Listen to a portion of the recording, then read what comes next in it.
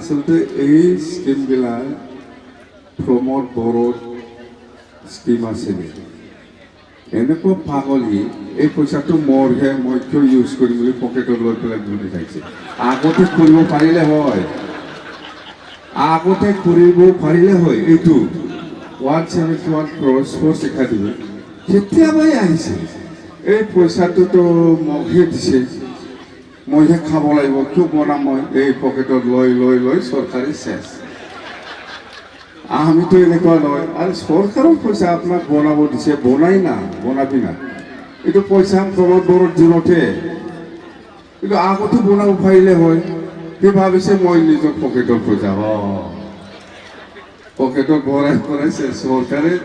শেষ হৈ গ'ল আগতে বনাব পাৰিলে হয় নি 171 crore স্পৰ্টছ একাডেমি প্ৰমোদ বড়োৰ দিনতে চেংচন হোৱা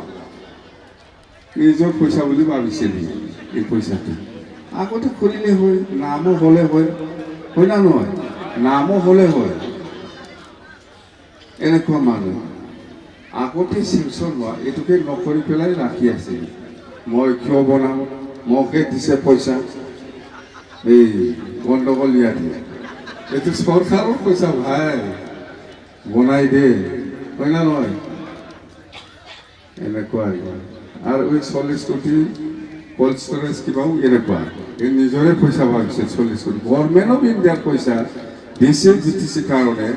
সেই ভাবিছে মোক দিছে মই লৈ লওঁ পাব পইচা কৰি